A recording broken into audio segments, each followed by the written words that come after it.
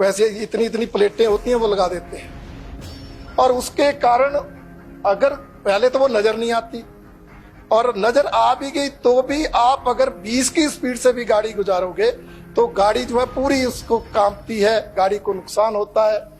और उसी तरह अंदर बैठे व्यक्ति को भी जो अगर मतलब है दिक्कत आती है। इसलिए स्पीड ब्रेकर्स जैसे पहले होते थे उसमें ये जो रेडीमेड स्टाइल चला है, इसकी बजाय जो पहले स्पीड ब्रेकर थे जिससे स्पीड थोड़ी कम हो परंतु गाड़ी का नुकसान ना हो, अंदर बैठे व्यक्ति को कोई दिक्कत ना हो, ऐसे स्पीड ब्रेकर बनाए तो हमारी सड़कों में सुधार होगा। फॉरेस्ट विभाग के अधिकारियों को एक आदत है, कोई केस जाता है तो एक ऑब्जेक्शन लग के वापस आता है, वो ऑब्जेक्शन पीडब्ल्यूडी दूर करती है, फिर केस भेजते हैं तो दूसरा ऑब्जेक्शन लगाते हैं। एक तो मुझे ये समझ नहीं आता कि पीडब्ल्यूडी के अधिकारियों को 20-20 साल हो जाते हैं विभाग में, फिर भी वो एक ही बार सारी औपचारिकताएं पूरी क्यों नहीं करते।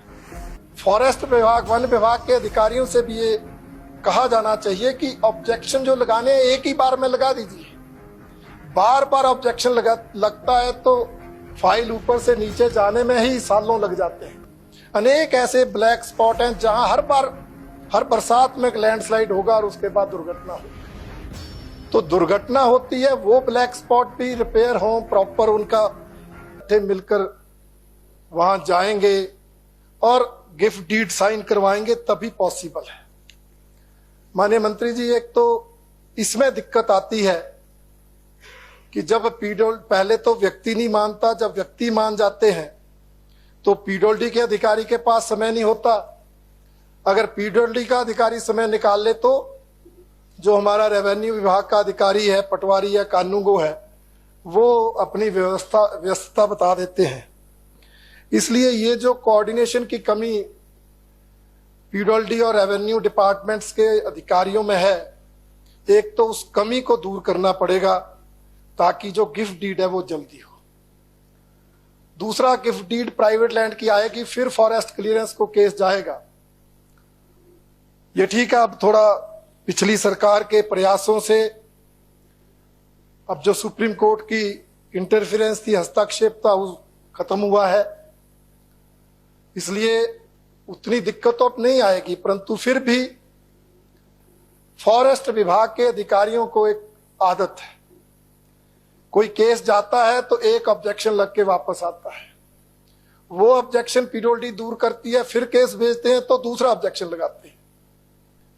एक तो मुझे ये समझ नहीं आता कि पीडब्ल्यूडी के अधिकारियों को 20-20 साल हो जाते हैं विभाग में, फिर भी वो एक ही बार सारी औपचारिकताएं पूरी क्यों नहीं करते। उसके लिए जो अधिकारी प्रमोट होते हैं उनकी ट्रेनिंग हो, प्रशिक्षण हो, ताकि कोई कमी रहे ही ना, सभी औपचारिकताएं पूरी करके केस जाए। दूसरा, फॉरेस्ट विभाग, वन विभाग के अधिकारियों से भी ये कहा जाना चाहिए कि ऑब्जेक्शन जो लगाने हैं एक ही बार में लगा दीजिए। बार बार ऑब्जेक्शन लगता है तो फाइल ऊपर से नीचे जाने में ही सालों लग जाते हैं।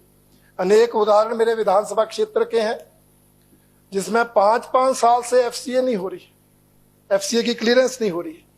इसलिए इस दृष्टि से भी मुझे लगता है प्रदेश स्तर पर हमें प्रयास करने होंगे, और जो सड़कें बनी हैं उनका रखरखाव ठीक हो, उसके लिए मैं माननीय मंत्री जी को 2-3 सुझाव देना चाहूंगा। एक तो ड्रेनेज की दिक्कत रहती है, हालांकि कुछ सालों से बजट में ड्रेनेज के लिए अलग बजट भी रखा जाता है, परंतु फिर भी विभाग की वो प्राथमिकता ही नहीं है।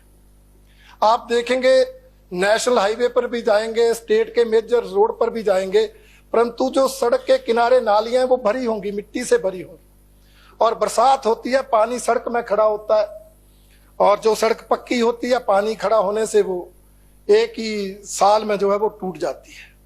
इसलिए सड़कों का रखरखाव अगर ठीक करना है तो ये ड्रेनेज पर जरा ज्यादा थ्रस्ट देना पड़ेगा, और विभाग को भी, अधिकारियों को भी, और नीचे स्तर तक के अधिकारियों तक, कि भाई ये नालियां तब बने और बनने के बाद वो मेंटेन रहे। बन भी जाती हैं परंतु मेंटेन नहीं होती। इसलिए ये जो ड्रेनेज है इसकी व्यवस्था सुचारू रूप से चले, तभी सड़कों का रखरखाव होगा। दूसरा, माननीय सभापति महोदय, मैं मंत्री जी से कहना चाहूंगा, हिमाचल प्रदेश में मैंने देखा कि एक्सीडेंट्स के स्पॉट निश्चित हैं। हर जिले में, हर विधानसभा क्षेत्र में कुछ निश्चित स्पॉट्स है जहां एक्सीडेंट होते हैं। हालांकि पिछली सरकार ने भी ब्लैक स्पॉट्स का नाम देकर उनको ठीक करने के लिए अलग से बजट रखा, परंतु अभी भी अनेक ऐसे ब्लैक स्पॉट हैं जहां हर बरसात में लैंडस्लाइड होगा और उसके बाद दुर्घटना होगी। तो दुर्घटना होती है, वो ब्लैक स्पॉट भी रिपेयर हो प्रॉपर उनका। और दूसरा, जहां लैंडस्लाइड होते हैं, जो स्लाइडिंग जोन है, वो स्लाइडिंग जोन जहां से अभी आपने देखा, अभी इन दिनों की बारिश से भी स्लाइडिंग हो गई। और हमारे विधानसभा क्षेत्र में एक ऐसी सड़क में होगी जिसमें पिछले साल 10 करोड़ प्रधानमंत्री ग्राम सड़क योजना में उसको अपग्रेड करने पे खर्चा, उस पंचपीरी ज्योरी पत्तन रोड पे लैंडस्लाइडिंग हो गई। इसका मतलब है कि जो स्लाइडिंग जोन है उनके लिए जब विभाग डीपीआर बनाता है तो उसको थ्रस्ट नहीं दी जाती कि कैसे लैंडस्लाइड को रोकना है। इस पर भी विभाग ध्यान देगा तो मुझे लगता है रखरखाव सड़कों का ठीक होगा। और एक अध्यक्ष महोदय, जो हमारे स्पीड ब्रेकर है, पहले ऐसे स्पीड ब्रेकर थे, स्पीड तो कम होती थी परंतु ना गाड़ी को नुकसान होता था, ना अंदर बैठे व्यक्ति को दिक्कत होती थी। नहीं, बाजार से खरीद कर लाते हैं, वो क्या बोलते हैं उनको, कोई ऐसे इतनी प्लेटें होती हैं वो लगा देते हैं। और उसके कारण अगर पहले तो वो नजर नहीं आती, और नजर आ भी गई तो भी आप अगर 20 की स्पीड से भी गाड़ी गुजारोगे तो गाड़ी जो है पूरी उसको कांपती है, गाड़ी को नुकसान होता है।